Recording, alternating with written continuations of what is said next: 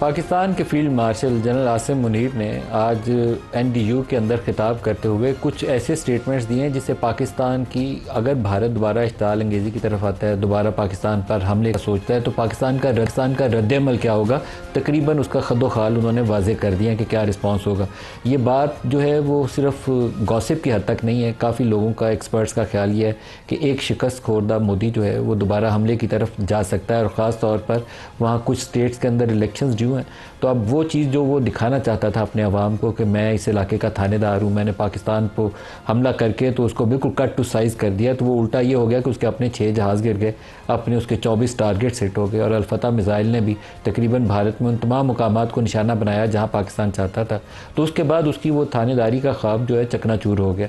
तो वो क्या मुँह दिखाएगा उसको। तो ऐसी सूरत में ज़्यादा ख़तरा बढ़ जाता है कि वो ज़ख्मी सांप की तरह दोबारा उठे और पाकिस्तान की तरफ हमलावर ना हो जाए। तो पाकिस्तान का जवाब क्या होगा, ये बड़ा अहम है, बड़ा इंपॉर्टेंट है कि क्या हम तैयार हैं। हमने कई प्रोग्रामों में ये सवाल उठाया कि क्या पाकिस्तान तैयार है इस खतरे से निपटने के लिए। तो आज आर्मी चीफ की जानिब से, फील्ड मार्शल की तरफ से उसका जवाब है कि भारत की मुहिम जोई का मुंह तोड़ और सोच से बढ़कर सख्त जवाब दिया जाएगा। किसी भी मुहिम जोई का बगैर हिचकिचाहट के फौरी और मुंह तोड़ जवाब मिलेगा। पाकिस्तान की खुद मुख्तारी सालमियत को नुकसान पहुँचाने की कोशिश बर्दाश्त नहीं की जाएगी। शहरियों, फौजी तनसीबात, इक़्तिसादी मराकज़, बंदरगाहों को निशाना बनाने की कोशिश का भरपूर जवाब दिया जाएगा। अच्छा, ये स्पेसिफ़िकली उनकी स्टेटमेंट्स के अंदर इन चीज़ों की निशानदेही की गई है। तो इसका मतलब है कि हमारी फ़ौज जो है उसके पास या इंटेलिजेंस एजेंसीज़ के पास ऐसी इतलात मौजूद होंगी कि किस किस्म का हमला किया जा सकता है।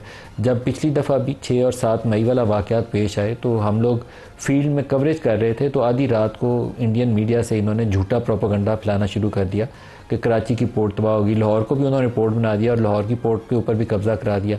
ये भी कर दिया कि पिंडी के अंदर किसी और ने कू कर लिया और कब्ज़ा हो गया है, और जो पाकिस्तान का वज़ीर आज़म है वो कोई बंकर है उसके अंदर चला गया। तो हम लोगों ने उस वक्त आधी रात को 12 बजे ये किया कि जितने हमारे DSNGs और रिपोर्टर्स लाइव जा सकते थे कराची से, लाहौर से और बाकी जगहों से, वो आधी रात को हमने लाइव कर दिया ताकि ये पता चल जाए कि जितना ये झूठ फैला रहे हैं इसमें से कुछ भी सच नहीं है। तो उसके बाद जो कुछ उनके साथ हुआ वो दुनिया के ऊपर वाज़ेह है।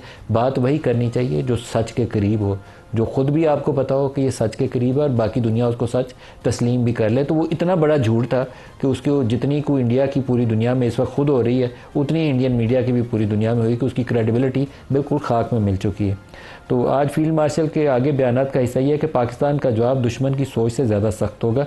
किसी भी कशीदगी का असल ज़िम्मेदार मगरूर और जारे भारत है। भारत की एटमी रियासत के ख़िलाफ़ इश्ताल अंगेज़ी के तबाहकुन नताइज बरामद हो गए। जंगें बड़कों, महंगे जंगी आलात और सियासी नारों से नहीं जीती जाती। तैयारी दोनों तरफ है और हमें करनी चाहिए, क्योंकि दूसरी तरफ तैयारी यह है कि वो रूस से, अमेरिका से, इसराइल से हथियारों की दौड़ लगी हुई है कि कितना तेज़ रफ्तारी के साथ वो नए जंगी जहाज़ हासिल कर सकते हैं, नए ड्रोन्स ले सकते हैं, नए मिसाइल सिस्टम्स को डिप्लॉय कर सकते हैं। तो पाकिस्तान को भी अपनी पेशबंदी उसी तेज़ रफ्तारी से करनी चाहिए, क्योंकि एक दफ़ा वो पुलवामा के बाद इसी तरह का फॉल्स फ्लैग ऑपरेशन के बाद पाकिस्तान के ऊपर हमलावर हुआ था। अब पहलगाम के बाद उसने किया है। तो कोई बैदस क्यास नहीं है कि एक दफ़ा दोबारा कोई ऐसा इवेंट क्रिएट करे वो, और फिर वो कहे कि ये दोबारा दहशतगर्दी होगी और मैं पाकिस्तान के ऊपर हमलावर होने जा रहा हूँ। तो आपको उसके लिए अच्छी, मजबूत, तवाना किस्म की पॉलिसी अपनानी चाहिए, जिससे आपकी एयरपोर्ट्स, आपकी जो बड़ी पॉपुलेशन सेंटर्स हैं, आपकी सेंसिटिव इंस्टॉलेशंस हैं, आपकी न्यूक्लियर साइट्स हैं, उनका तहफ़्फ़ुज़ आपको 100% यकीन बनाना चाहिए। पिछली दफ़ा जो मार्का हुआ उसमें अब तो इंडियन आर्मी वालों ने एडमिट भी कर लिया है कि उनकी बेशुमार ऐसे पॉपुलेशन सेंटर थे जिनको वो कवर नहीं कर सकते थे। बहुत सारी और जगह थी जिनको वो कवर नहीं कर सकते थे। जैसे पाकिस्तानी त्यारों ने और पाकिस्तानी मिसाइल्स ने उसके S-400 के जो सेंटर्स थे, 2 बैटरीज थी, उसको भी तबाह किया, 6 जहाज़ों ने मार गिराई। तो 24 के करीब उसकी मिलिट्री इंस्टॉलेशन ऐसी हैं जिसको पाकिस्तान ने हिट किया।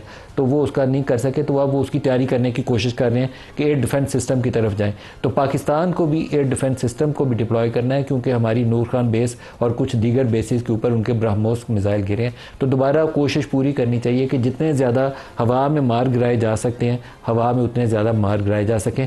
100% गारंटी पूरी दुनिया में कहीं पे भी नहीं होती। इसराइल जिसका दावा था कि वो आयरन डोम है, अमेरिका के भी मिसाइल वहाँ लगे हुए थे, आपने उसके पास 3 उसकी लेयर्स थी बाकायदा एक को वो उसको डेविड स्लिंग बोलते हैं, एक को एरो मिज़ाइल बोलते हैं, एक को आयरन डोम बोलते हैं। इसके बावजूद ईरानियन मिज़ाइल जो नॉर्थ कोरियन टेक्नोलॉजी है वो भी जाके वहाँ पे रोज़ाना हिट करते रहे। तो पाकिस्तान के पास उससे बहुत बेहतर, मौसर, ज़्यादा एक्यूरेट मिज़ाइल सिस्टम मौजूद है।